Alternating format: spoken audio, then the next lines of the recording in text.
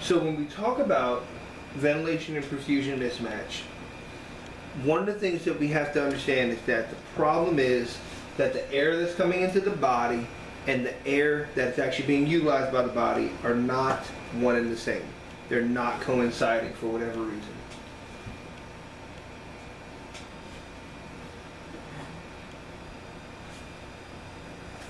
There we go. Okay. So the air that's coming into the body and the air that's being utilized by the body are not the same. Okay?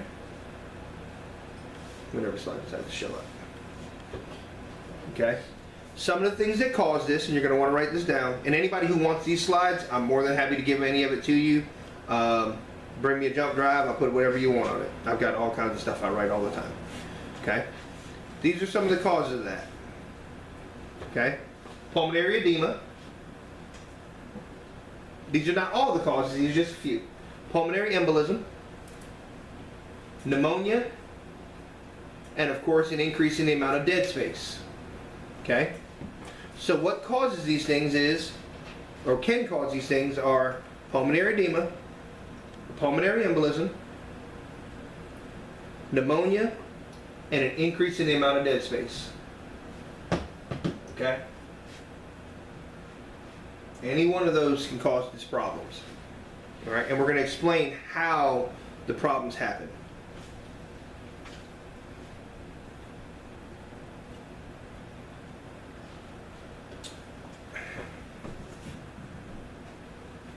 Let me know when y'all are ready.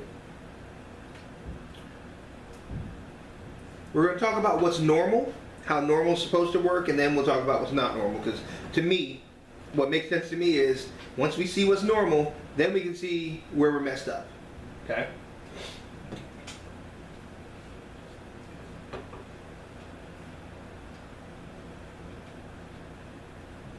And just to give you an idea of how each of these is a problem, put a little dash next to each of them. I'm going to explain it to you real quick. In the instance of pulmonary edema, remember, the problem with pulmonary edema is fluid. What's the only fluid that gas exchange can take place through? We just said it. Surfactant.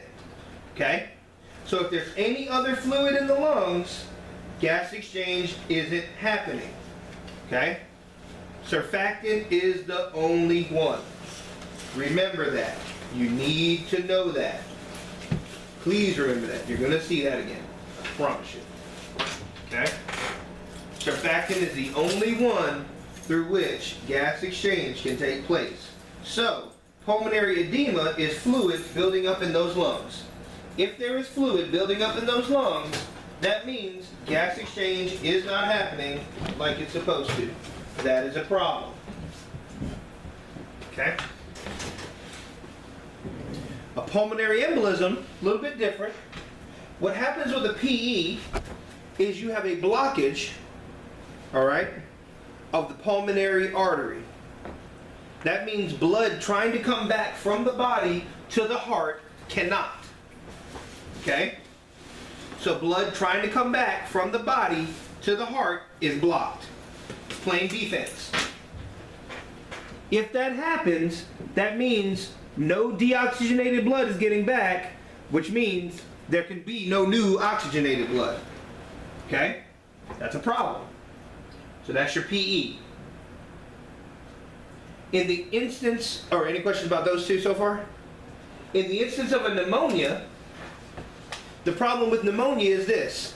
You develop something called infiltrates. What happens with an infiltrate is it's an area of the lung that has buildup of bacteria, and it also has a buildup of mucus. Well, what did we say about that? The only things through which gas exchange can take place is surfactant. So you have areas of the lungs that the alveoli can't be reached, and you have mucus blocking other areas of the lung, so you have a multiple or compound problem, similar to what you have in like emphysema. Okay? And then ultimately you have a dead space increase. What this means is these are your patients that are on a ventilator or are intubated and the tube is in the wrong spot. It goes right down into the right lung and the left lung is completely not being used. So that increases the amount of space of those alveoli which can't be used. Okay? So those are the 4 major categories that we see when we talk about VQ mismatch or ventilation perfusion mismatch. Okay?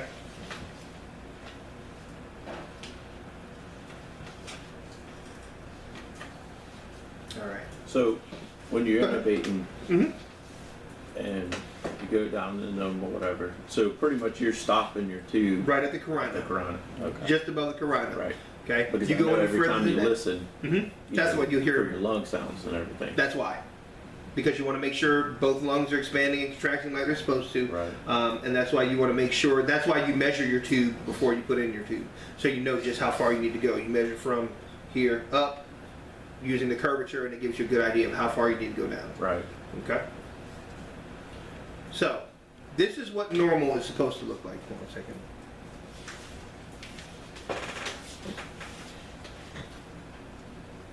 Okay? This is what normal VQ is supposed to look like. This is ventilation and perfusion are equal. Okay? You see you have 40 millimeters of mercury as far as pressures. Okay? And these are just general numbers. And then you have 40 going into your bloodstream. The red represents the bloodstream, the blue represents the lungs. Okay? So you have the same amount going from the lungs to the bloodstream. Okay? Same amount from the lungs to the bloodstream. This is normal. So this is what that means when it comes to what's happening in our body. In the upper lungs, ventilation is obviously going to be better than perfusion. Okay? Ventilation is obviously going to be better than perfusion.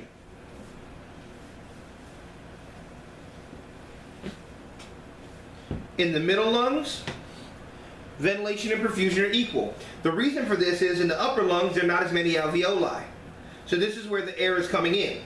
And then it disperses throughout the lungs from there. So in the upper lungs, there's a little bit of alveoli. In the middle lungs, there's more. And in the bases, there's a lot.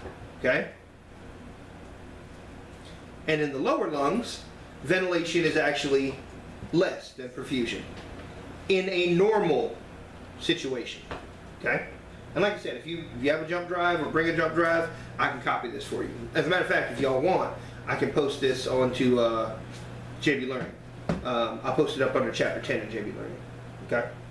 So I can review it. This is actually what it's listed as is the CPAP, and we're going to go over CPAP today too. So I'm going to go over this whole slide today, but I just want to focus on this at the moment. Okay? So of the air that we actually breathe in, the body is able to use about 80%. Okay?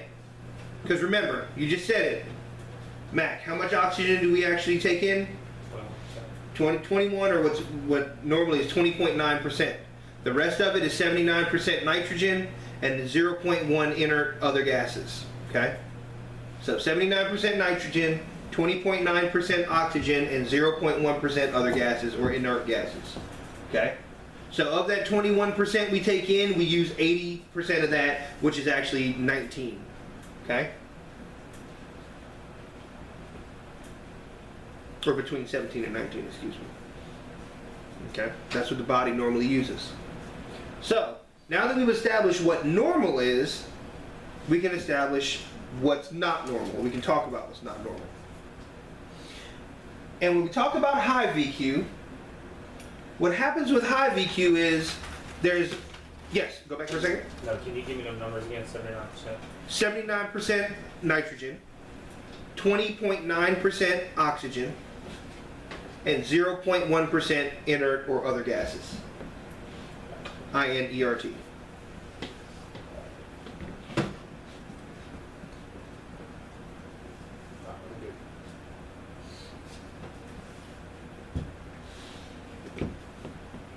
Okay? So, high VQ is caused by enough ventilation but not enough perfusion. Okay? So you've got air coming in, but the body or the blood vessels can't take it. Okay? This is what that looks like. So the lung is ventilated, but there's no gas exchange at that level. So we get ventilation, are we getting oxygenation? No. So oxygenation isn't happening, and perfusion is not happening. Okay? This is that pulmonary embolism. That blockage. Okay? This is the one we talked about. This is your cardiac arrest.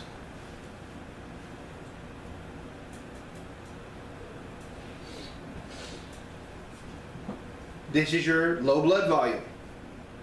Okay? Or somebody who is dehydrated. That's a big deal. That's why drinking water is a big deal. Because if you're dehydrated, guess what? You don't have enough fluid to move the oxygen and stuff your body needs around. Yes, ma'am. What are the words that diagram is covering? I'm sorry. Let me see if I can move it. Thought it was light. No. It. Oh, hold on. Sorry.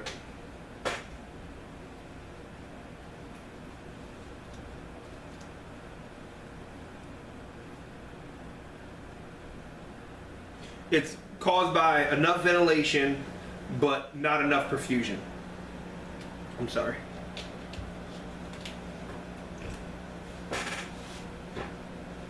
I need to go back in and fix these.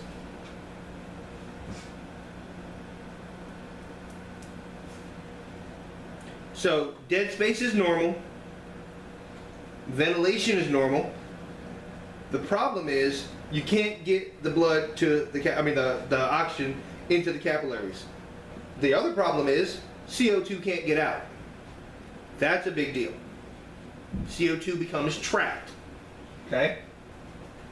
And that's a huge problem. All right?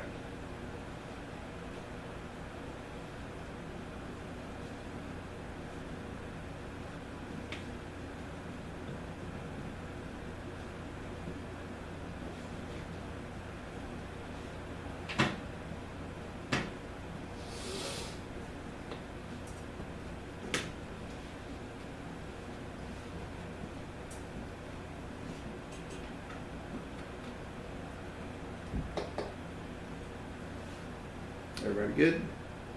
One second. That's fine.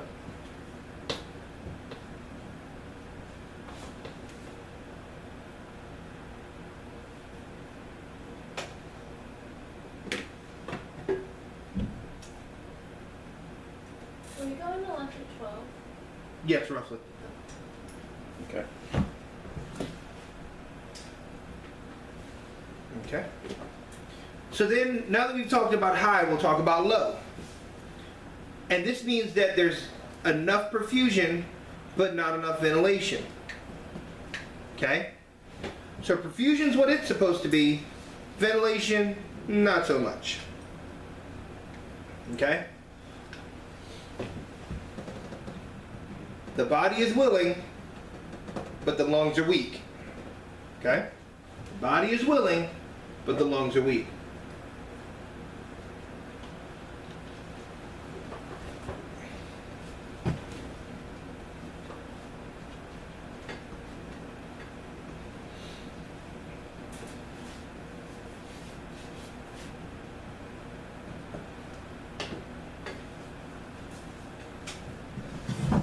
Some instances that you'll see this, and this is kind of what that looks like. This is your potentially collapsed lung, or a couple other things. Okay? What happens here is that interrupted, okay, the ventilation is interrupted. Okay? You have breathing in, it's fine. Air can get to the lungs, but not through the lungs. Okay? Blood flow is normal. One is atelectasis. Okay? Atelectasis is a stiffening of the alveoli. Okay? That is a stiffening of the alveoli.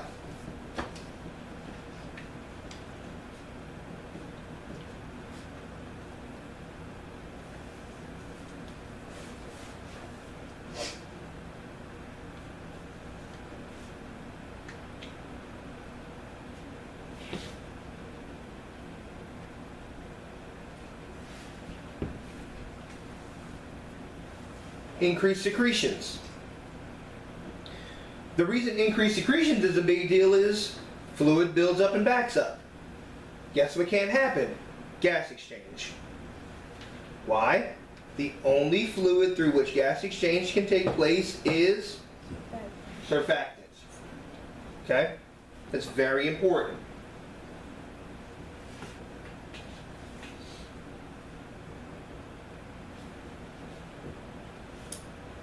The next one is mucus plugging. Well, when do you see this? 2 instances usually. One, in your COPD patients and asthmatics. Okay? Asthma patients produce a significant amount of mucus or secretions. Okay? The other patient that will have this problem with mucus plugging is your patient that's on a ventilator or has a trach. Okay? Because those mucus plugs become thick, they're built up with bacteria and dust and pollen and everything else. Gas exchange can't take place through that. So it's no different than having a collapsed lung. Okay?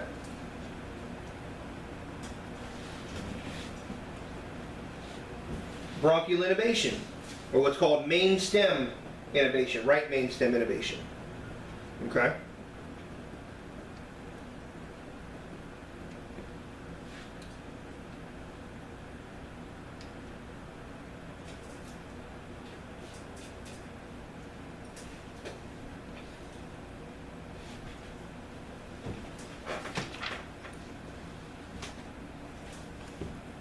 And these are all referred to as what we call shunt perfusion. Okay?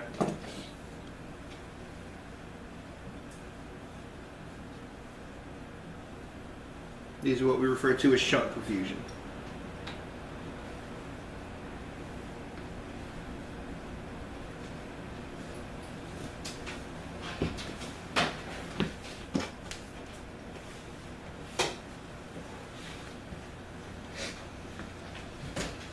Okay, we'll go over that in a second. All right, let me switch slides. Uh-oh, hold on. Come on. There we go. Back to the... Okay. So, in that instance, when we talk about ventilation perfusion mismatch, if I'm pressing the right buttons, okay, some of the things that can affect this inside the body, okay, infection, allergic reaction, particularly anaphylactic reaction, okay, and unresponsiveness, or if our tongue obstructs our airway, okay. Those are things that obstruct our pulmonary ventilation.